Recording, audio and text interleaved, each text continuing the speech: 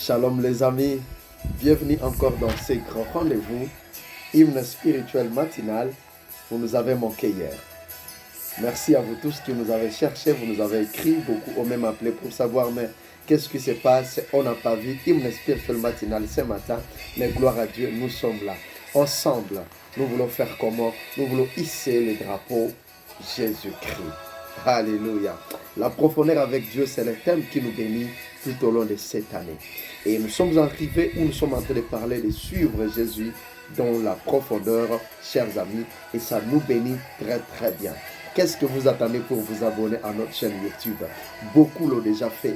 Et vous, qu'est-ce que vous attendez, chers amis? Si vous voulez que nous continuions, que nous puissions nous maintenir sur YouTube, ça demande votre soutien.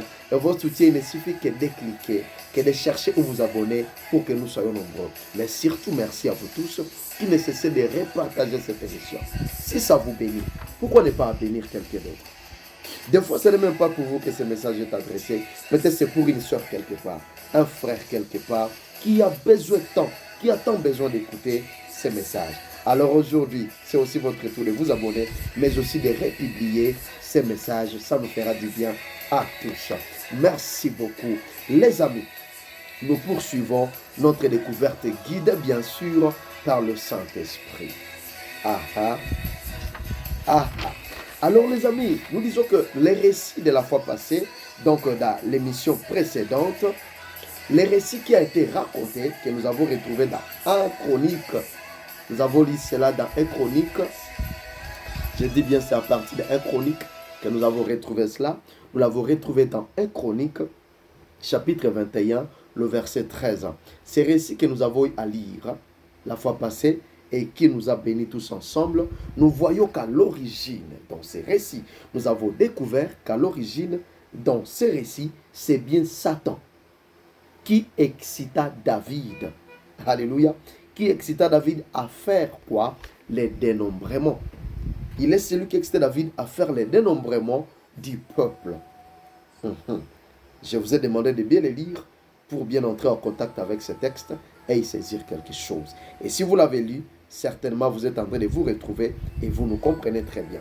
Donc c'est le diable ou Satan qui excita David à faire quoi? Les dénombrements du peuple. C'était vraiment loin d'être l'initiative, c'était loin d'être l'idée ou l'initiative de Dieu. Alléluia. Alors que David est là au service de Dieu. Dieu n'a pas donné cette initiative à David, mais Satan qui a excité David, quoiqu'au service de Dieu, David, mais il a été quand même excité par Satan pour qu'il puisse faire les dénombrements du peuple. Alléluia. Voyez-vous, chers amis, vous pouvez être au service de Dieu, faites attention, comme nous l'avons dit précédemment, il fait la campagne, ce diable. Il fait le travail. Jour et nuit, il travaille, chers amis. Alléluia. Il est au travail. Il n'a pas peur que vous êtes au service de Dieu. Il peut venir s'immiscer là où vous êtes. Il peut s'immiscer dans vos choses. Il peut se servir de vous. Alors il faut toujours être alerté. Ne pas lui faire chemin. Alléluia. Je prie qu'il ne puisse pas trouver chemin dans votre vie. Vous êtes serviteur de Dieu.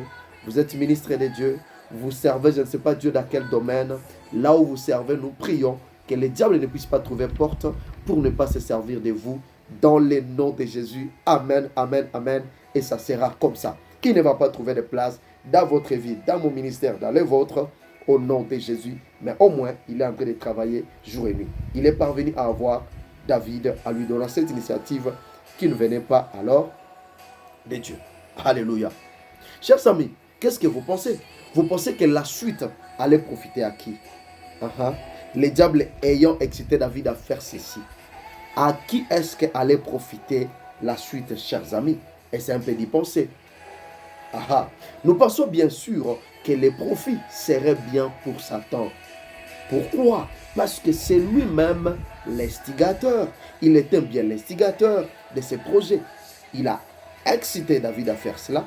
Et donc derrière cela, il avait le profit. Chers amis, nous sommes en train d'aller très doucement.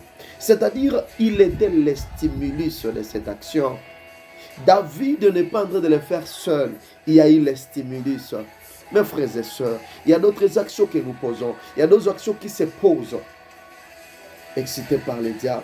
par une force quelconque. Satan était l'estimulus, chers amis, derrière cette action. Waouh! Alors les amis, nous sommes en train de continuer. Il peut faire, il vous pousse à une action pour que lui profite derrière. David n'allait profiter à rien derrière cette action. Plutôt Satan, il était le profiteur derrière cette action. De façon comment? De façon que Dieu, en voyant ce qui venait de se passer, Dieu voyait ce qui venait de se passer, Dieu puisse se fâcher. C'est-à-dire Satan vient, il induit David en erreur, sachant que Dieu ne va pas aimer ça. Et lorsque Dieu ne va pas aimer ça, qui va en être détruit? Lui, il a profité derrière ça et il profite quand Dieu est fâché contre David, quand Dieu se fâche contre toi, c'est ainsi que le diable, il fait comment? Il profite derrière cette action-là. Il profite derrière la colère de Dieu. Je pense qu'on est en train de se comprendre et là, la suite, vous allez comprendre pourquoi est-ce que nous sommes en train d'insister là-dessus. De façon que lorsque Dieu va voir ça, Dieu se fâche. Et lorsque Dieu est en colère, du coup, si Dieu se fâche, alors David tombe dans la condamnation.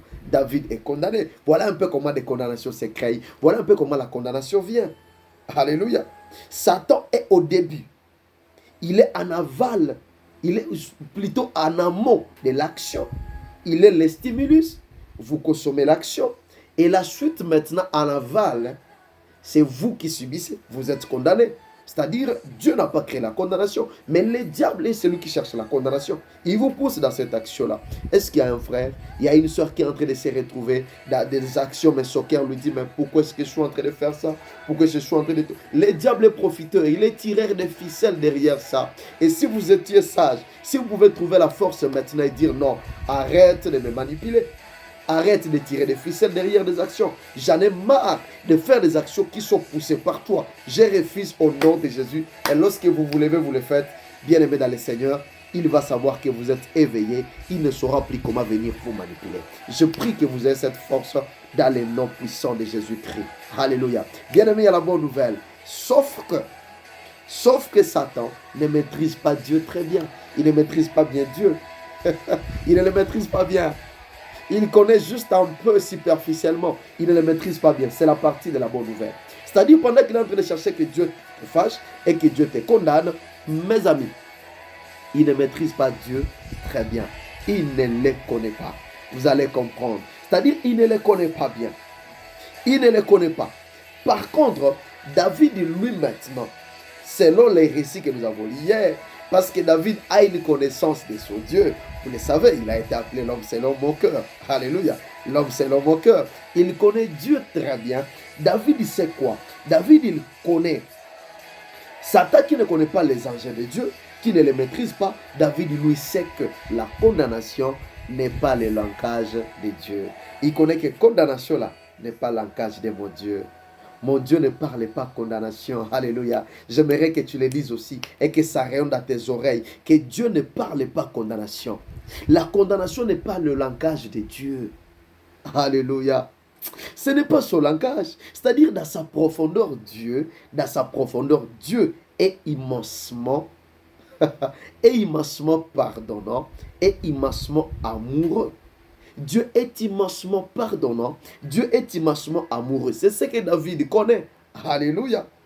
Et c'est pourquoi David avait choisi au moins que je tombe entre les mains de l'Éternel. Parce que dans son fort intérieur, il connaît que Dieu, dans sa profondeur, il est immensement pardonnant. Il est immensement amoureux. Mais Satan, lorsqu'il est en train d'instiguer, il est en train de pousser David à commettre de l'erreur, il croyait que voilà, ipso facto, Dieu va écraser David.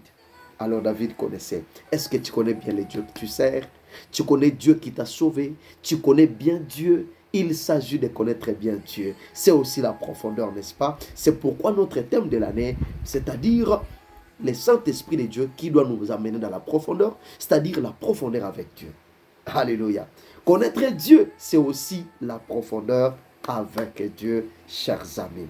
Que le Seigneur vous bénisse et qu'il continue à nous faire du bien. Alors, nous pouvons confirmer ceci par cette scène que nous retrouvons dans le Nouveau Testament. Cette scène nous prouve aussi que Dieu n'est pas condamnant. Dieu ne parle pas condamnation. La Bible dit ceci. Quand ils entendirent cela, accusés par leurs conscience, ils se retirèrent un à un, depuis les plus âgés jusqu'au dernier. Vous connaissez bien ce passage et ça vous bénit. Et Jésus resta là seul avec la femme qui était là au milieu. Et Jésus lui dit, je ne te condamne pas. Il lui dit, personne t'a-t-il condamné? Et Jésus lui dit aussi, je ne te condamne pas non plus. Va et ne pêche plus. Waouh! Quelle belle parole. La seule chose que Dieu nous demande, c'est que ne pêche plus. Lorsque tu viens de pécher, la seule chose que Jésus attend de toi, c'est de dire, je ne pêche plus. C'est ce qu'il dit à cette femme. Alléluia. Il dit, ne pêche plus. Pendant que ces hommes-là, nous avons coupé court l'histoire. Ces hommes-là, ils étaient prêts avec des cailloux, avec des pierres. On dirait qu'ils se promenaient dans leur sac avec des pierres, des lapidations. Toujours près dans les avenues, toujours près dans les quartiers. Cherchant qui va tomber dans l'erreur. Oh la loi, les amis. Ils étaient toujours dans leur gibecière avec des cailloux. Alors ils attendent qui va pêcher. Ils ont attrapé, pouf, cette femme en flagrant délit. Alors, Jésus, qu'est-ce que tu dis? Nous, Moïse nous avait dit que voilà, de telles personnes sont lapidaires. Gloire au Seigneur. Heureusement que cette femme, c'est là dans ce moment de raconte où Jésus est là. Alors Jésus, lui, il vient d'être envoyé par Dieu.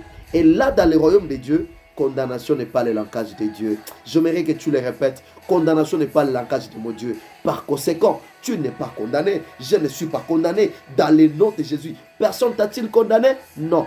Moi non plus. Je ne te condamne pas. Alléluia. Va. Ne pêche plus. Ce que Jésus te demande ce matin. Ne pêche plus. Ne pêche plus. Tout simplement. Ne pêche plus. Il t'a donné la force. Ne pêche plus. Tu n'es pas condamné. Mais ne pêche plus, mon frère, ma soeur. Dans le nom de Jésus. Que c'est merveilleux, chers amis. Waouh. Waouh. Jean chapitre 8, le verset 9 et le verset 11. Ce sont les deux versets que nous avons pris. Alléluia. Que c'est merveilleux, chers amis. Je crois que ça vous bénit. Dieu qui est profond en pardon, c'est le Dieu que David connaissait. Dieu profond en pardon et en amour, ce que David avait connu est resté le même. Il est resté le même, chers amis. Il est resté le même, même en venant sur terre. De façon que même en venant sur terre, au travers de son fils, quand il a voyé Jésus, il est resté le même. De façon même que quand il a vu son fils, Jésus-Christ, il ne s'est pas dupliqué. Jésus ne s'est jamais dupliqué, chers amis. Jésus ne s'est jamais dupliqué. Il ne s'est pas dupliqué. C'est-à-dire, il ne s'est pas transformé. Il n'a pas changé de cœur. Il n'a pas changé de nature. Il est resté le même. Il en est de même alors pour ton cas et pour le mien ce matin. Alléluia. J'aimerais que le cœur commence à tressaillir de joie. Il en est de même pour toi et pour moi ce matin. Dieu n'a pas changé. Il est resté pardonnant. Il est resté non condamnant. Le langage courant de Dieu, pour aller finir, le langage courant de Dieu, c'est le profond amour, c'est le profond pardon. Ah oui, crois-moi mon frère. Peu importe le niveau de péché qui rinquette dans tes oreilles. Tu te dis, moi j'ai beaucoup de péchés. Moi apparemment je suis condamné. Le langage de Dieu, c'est le profond amour, c'est le profond pardon. Tu peux le dire, oui mon Dieu, son langage c'est le profond pardon, le profond amour. Lorsque tu le dis, tu le saisis et tu es libéré au nom de Jésus. Quel est le lien, les forteresses, les péchés qui étaient devenus forteresses contre toi là, sortent maintenant, commence à éclater et te libère au nom de Jésus. Tu n'es pas un pécheur naturellement. Tu n'es pas un pécheur naturellement. Diable te stigue, il te pousse dans les stimulus pour que tu sois pécheur, pour que lui tire les ficelles. Il est tombé au nom de Jésus. Satan, tu es menteur. Tu libères mon frère. Tu libères ma soeur. Tu me libères au nom puissant de Jésus-Christ. Alléluia. Son langage de Dieu, le langage de Dieu. Profond amour, profond pardon. Il dit, venez tous tels que vous êtes. Venez vous tous tels que vous êtes. Et voilà même que j'ai envie de dire que Dieu ne parle pas en fer. Dieu ne parle pas en fer s'agissant de toi et s'agissant de moi. Ah oui, Dieu ne parle pas en fer, hein. Dieu ne parle pas en fer. Alors arrêtons de frustrer les gens. Oh non, tu iras en enfer. Toi, tu iras en enfer. Toi, tu iras en enfer. Parce que tu as fait ça. Dieu ne parle pas en fer, mes amis. Son langage, c'est profond amour. Il a les bras ouverts. Et Jésus est mort à la croix, les bras ouverts. Parce que c'est le langage d'amour. Venez tel que vous êtes. Venez. Il suffit de venir. Et lui va te dire, ne pêche plus. Moi, je ne te condamne pas. Et puis c'est tout. Alléluia. Il n'est pas le pas en faire s'agissant de toi et de moi. Ah oui. L'affaire n'est jamais, je peux dire, n'est jamais des front lines dans la pensée de Dieu. C'est-à-dire l'idée d'attaque, la toute première idée des front lines. L'enfer n'a jamais de front lines dans la pensée de Dieu. Car Dieu a tant aimé le monde qu'il a donné son Fils unique afin que quiconque croit à lui ne périsse point, mais qu'il ait la vie éternelle, ne périsse point. Tant aimé, il a tant aimé. Alléluia. Chers amis, voilà le langage de Dieu. Pourquoi continuer à subir? Vous vous condamnez vous-même pour rien. Il ne parle pas condamnation. Gloire au Seigneur. Waouh, que c'est bon, que c'est bon. Je peux me limiter par là aujourd'hui. Mais basta. Vous croyez quand même à l'affaire, non? À suivre dans l'émission prochaine. Pour le moment, soyez bénis. Vous êtes libres. Vous êtes libres. Vous n'êtes pas condamnés dans le nom de Jésus-Christ. Si Dieu nous fait grâce, prochainement, on va se retrouver ici. Gloire à Jésus.